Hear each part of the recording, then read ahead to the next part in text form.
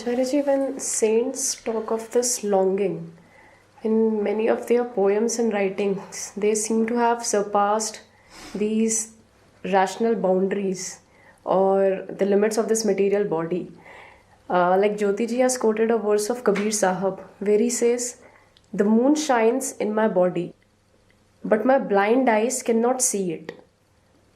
The moon is within me, and so is the sun." So she is asking, Acharyaji, what is this moon and what is this sun that the Kabir Sahab is referring to?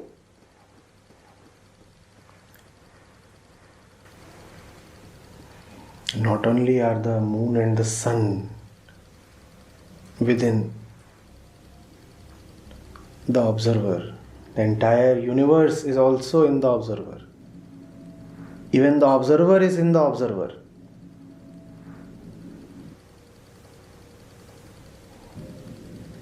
Not one moon, not one sun, millions of moons and billions of suns.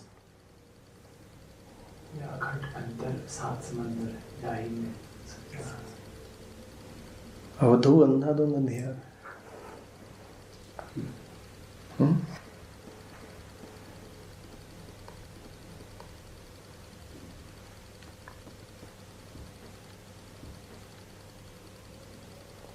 The first half an hour today, Jyoti, the subject is the object.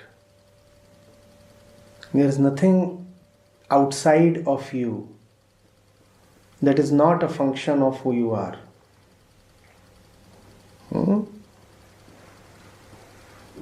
Man does not see moon. Man is moon, moon is man. It's a man-moon system. It's a man-moon system in which the moon appears to be throwing light on the man and the man appears to be watching the moon. It's a system. It's one composite unit.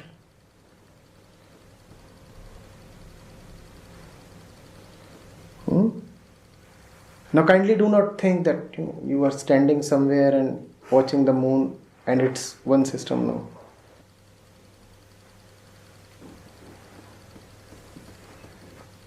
It's a man-universe system.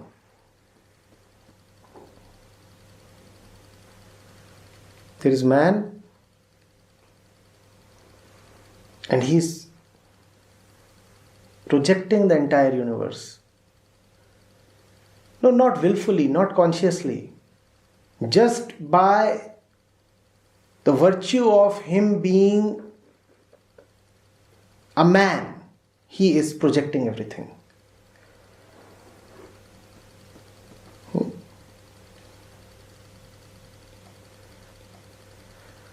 Kabir Sahib says, all is here, all is here, all is here.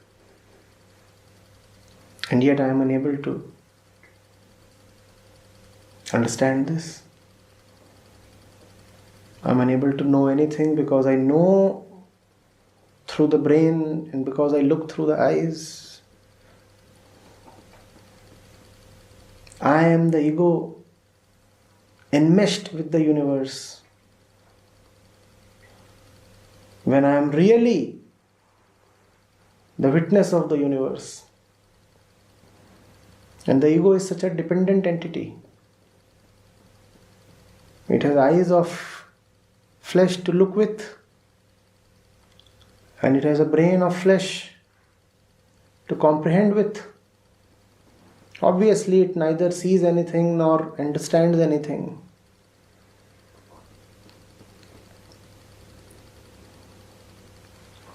That's how the ego fails. Its instruments are limited.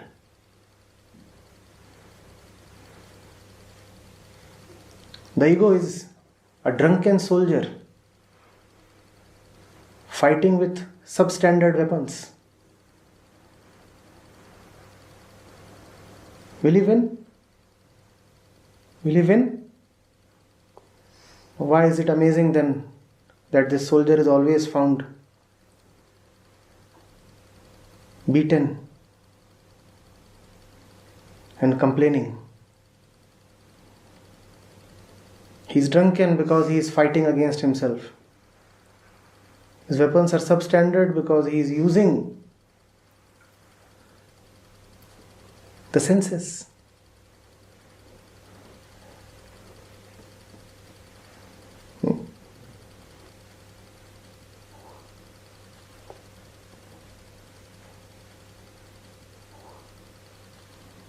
All he needs is a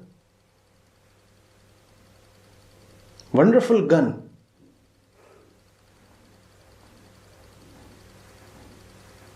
That shoots at the shooter.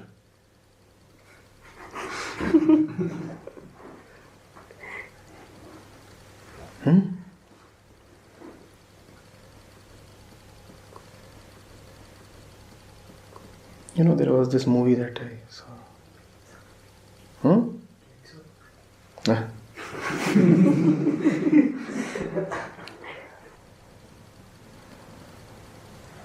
It was a comic flick. Andaz apna apna.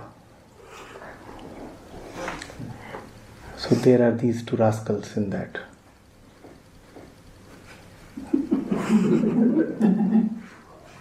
The villains.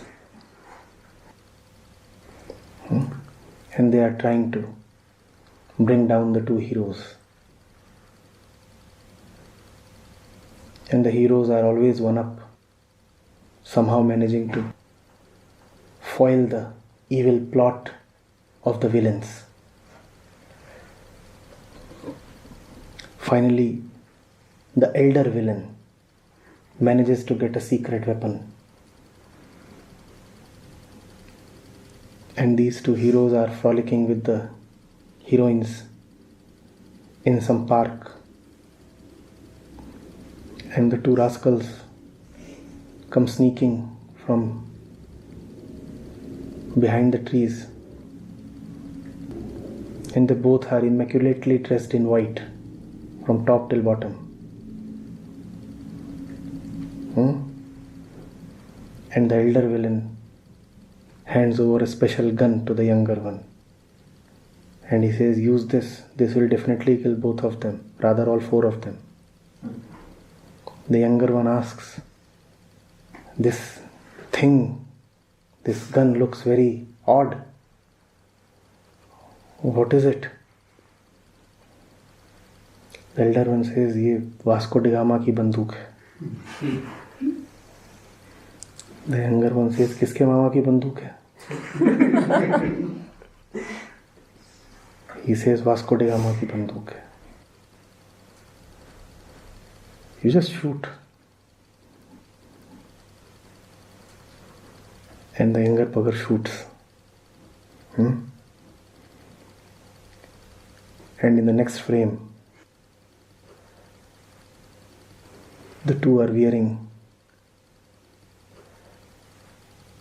black.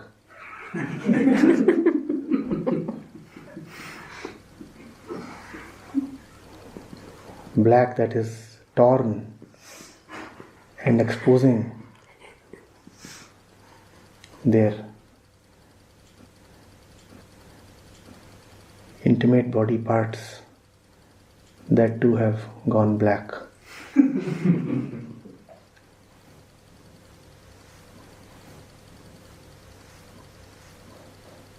We all need Vasco da Gama's banduk. Because willingly we will never shoot at ourselves.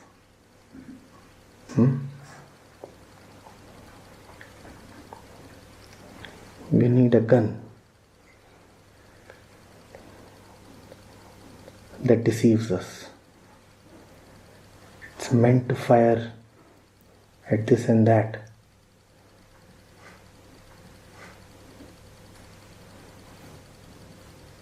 But it fires rather at us.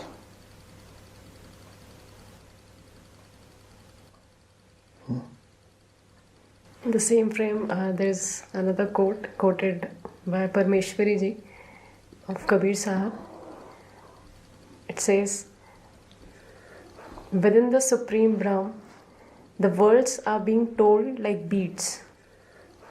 Look upon the rosary with the eyes of wisdom. So she is saying, Krishna too told that I am the string that beholds the beads together in Bhagavad Gita. What is this rosary that Kabir Sahib is referring to? How to look with the eyes of wisdom. Why does it sit still here? Why does it sit still here? Why doesn't it just topple over this way, that way, any which way? You will say, oh, this is a law of Prakriti. Why does Prakriti stick to her laws? Don't be so habituated to just seeing things this way. Why is this fly walking the way she is?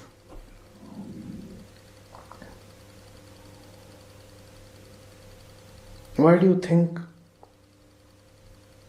man must exist the way he does? You are just habituated to looking at man the way he exists. Otherwise it is so very odd, Neither circular nor rectangular.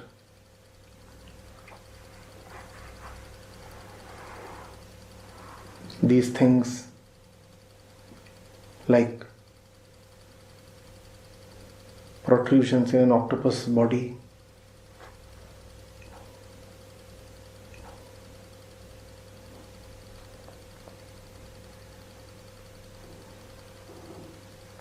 Do you think the monkeys consider us handsome?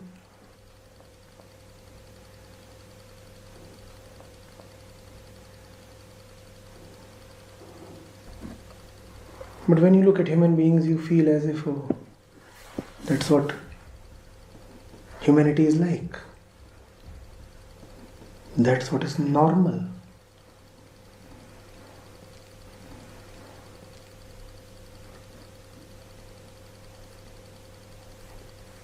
The other day I asked you, where must you be found? And why are you found where you are?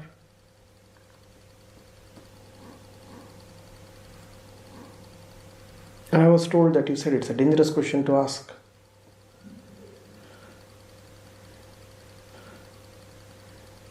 If it's dangerous to ask where you must be found, it must be super dangerous to ask whether you should be found at all.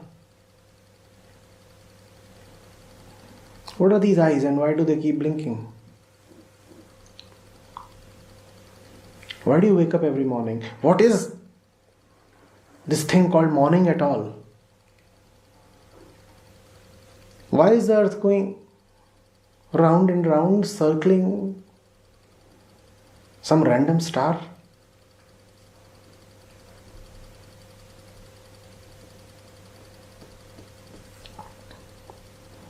What are these men and women doing together? What is this?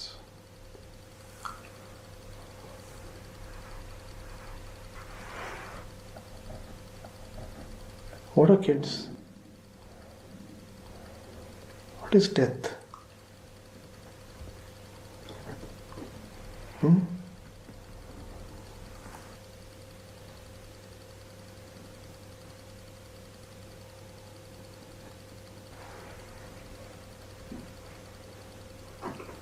Why do hair fall?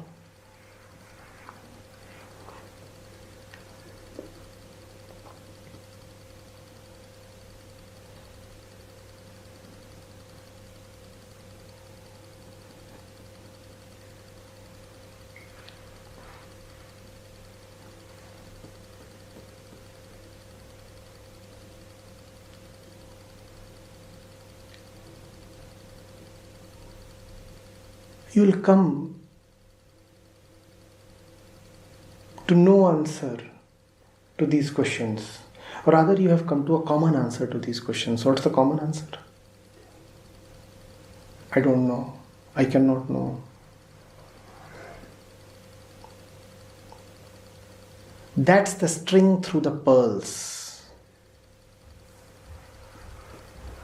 That's the common binding feature. You cannot know. The more you go into an issue, the more you see that you cannot know. When Krishna says, I am the thread in the middle of the pearls, that's what he means.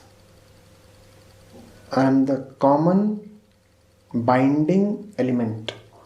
And what is the common answer to any deep inquiry? I cannot know. Alternatively, you could say the common answer is, it depends on me. It's my perception. What is certain is you will not have diverse answers. Whenever an inquiry digs deep enough, it will come to a point that several other inquiries coming from several other directions have reached. It's a shared center. That shared center is called Krishna.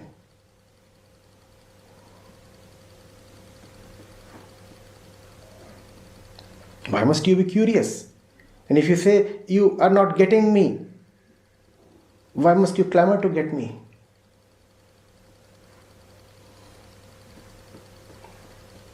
What is this thing called listening?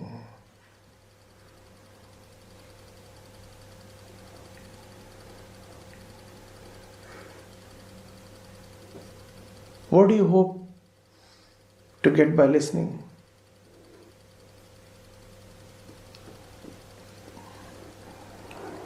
So obviously you can give some answer, but that's like the mud that gets thrown up in the process of digging.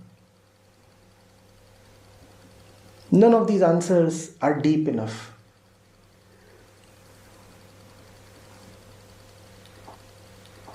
The mud is not deep enough, that's why it gets shoveled out. Does it not?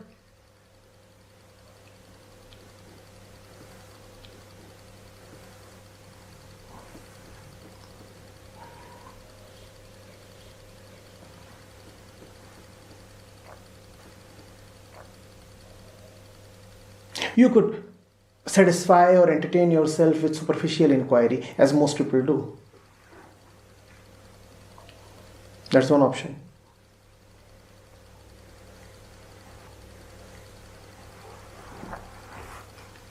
Or you could go deep down and see that man is incapable of inquiring. As long as man retains his manness, his inquiry will remain incomplete.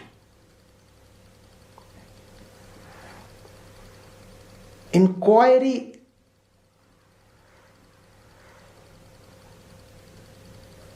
comes to its conclusion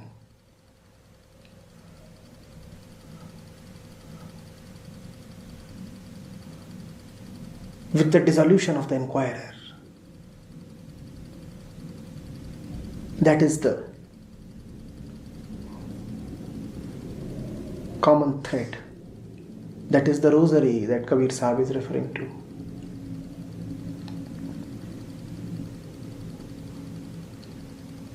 Apparently many different things, like the many different beads, many pearls, many stones, and when you look at it from a distance, all that you see is the different pearls and stones and the beads, right? But if you are not particularly dim-witted, you'd want to ask, what keeps them together? And you won't get to know from the outside because the thread runs through the center. You'll have to go very close, very close. You'll have to go right till the center.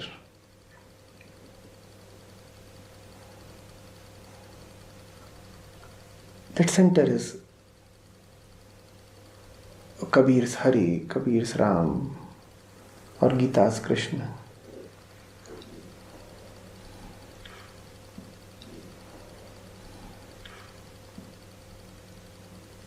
Why do you look at me this way?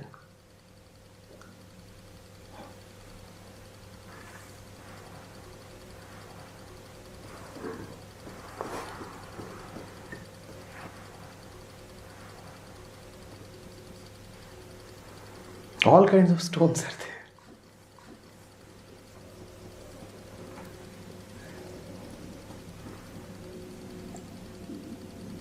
But not many threads are there.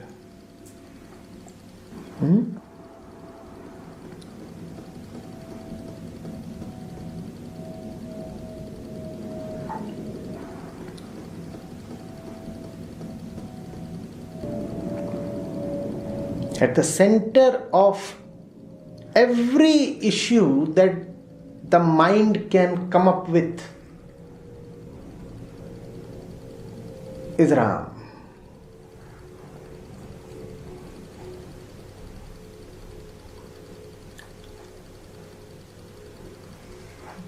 The core matter of all your matters is Ram.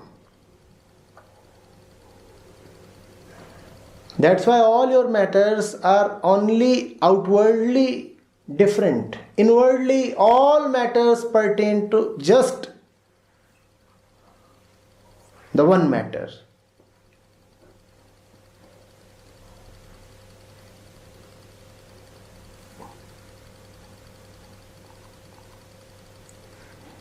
It's like different patients rushing to the hospital or found within the hospital. The names of their diseases are very, very different. But that which they are seeking is exactly the same.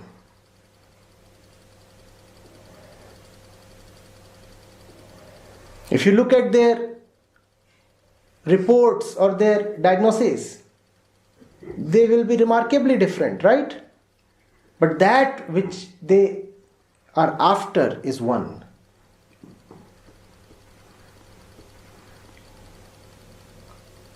The world is a colossal hospital, Parmeshwari.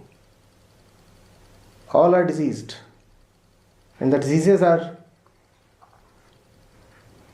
diverse and different.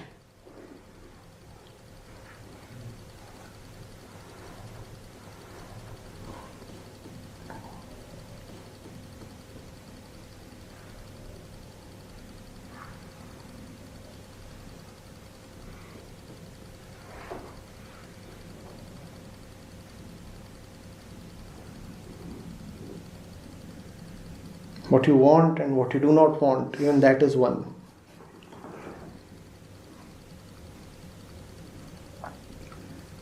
At the center of all your attractions and at the center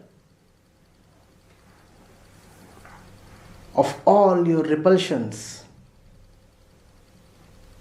is the same matter. For him you love and for him you hate. For him you earn and for him you spend.